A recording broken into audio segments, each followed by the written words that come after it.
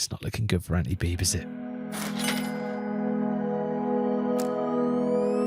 Yesterday, the BBC confirmed that they'll be dropping between 1,800 and 2,000 jobs. That's almost 1 in 10 members of staff over at Aunty Beeb, which is an awful lot, isn't it? And the interim Director General has not ruled out axing entire channels, which is just absolutely insane when you think about it. And the reason they're giving, well, the license fee is under threat.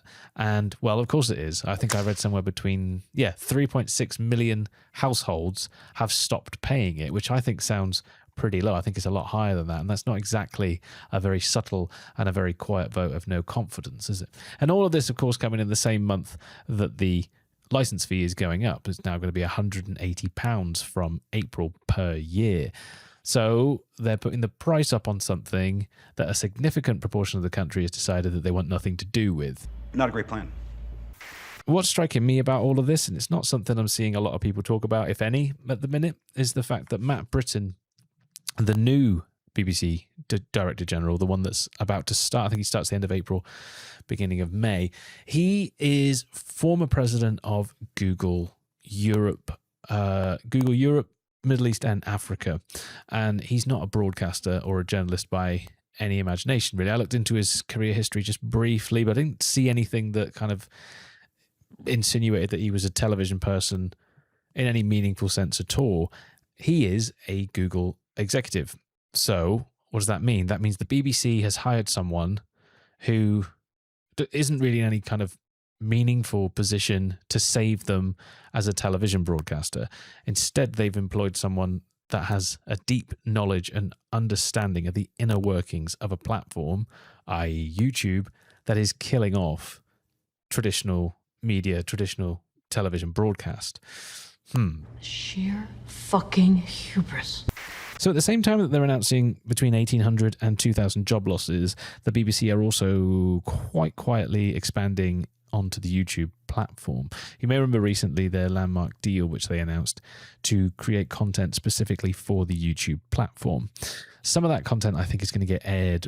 It's going to go on YouTube before it gets aired on the BBC or on, I assume, the iPlayer, which seems like a bit of a bad deal. If you ask me, YouTube is a free-to-watch platform. There's no barrier of entry to YouTube. You can make a video on your phone and get 10 million views. You know, anyone can do it. You can do it in a bedroom.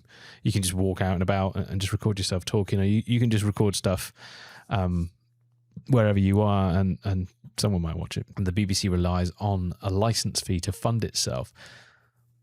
So as a consumer, it feels a bit nasty because the license fee, if you don't pay it, if you don't know, I can't believe anyone, even stateside, doesn't know that BBC license fee. If you don't pay it, it's punishable by imprisonment or fine.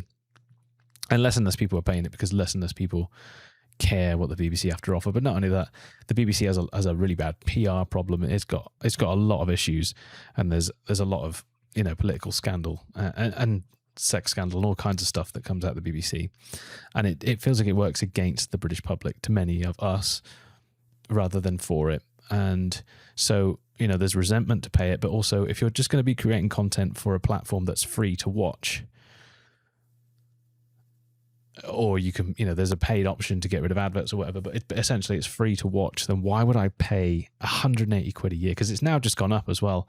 So in the month that the license fee's gone up, they're announcing that they need to lose 500 million off the budget, getting rid of people. The new Director General is a former president over at Google, and the BBC's strategy moving into the future is clearly to get on YouTube. There's no argument for a license fee anymore, in my opinion. I don't see how it can be justified. That world has definitely gone where the license fee made sense. My mum always talks about how it was a laugh. You didn't really care about the BBC license fee or the TV license because it was so small. It was like a couple of quid a month back in the 70s and 80s. It didn't really matter. But now it's so bloody expensive. In a country where people are so strapped for cash. And when they have a political bias that you might not necessarily agree with, or maybe you do, but even so, even if you agree with it, it's an extortionate amount of money for something that I don't watch the BBC.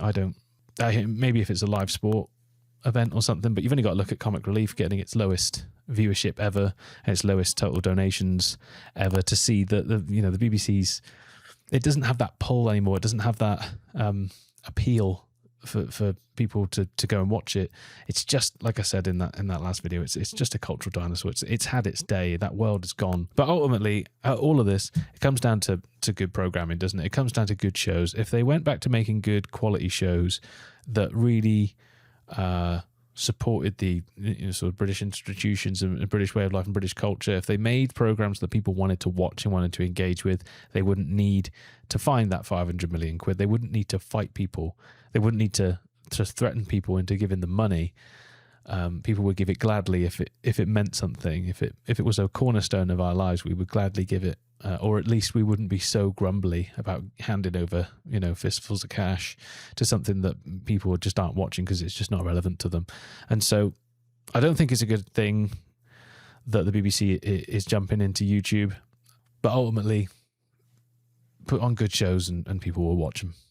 Put on bad stuff and they won't. I don't know, maybe I'm talking nonsense. You let me know in the comments below. Thanks for watching. And if you took anything from this, please do consider subscribing, and I will see you in the next one.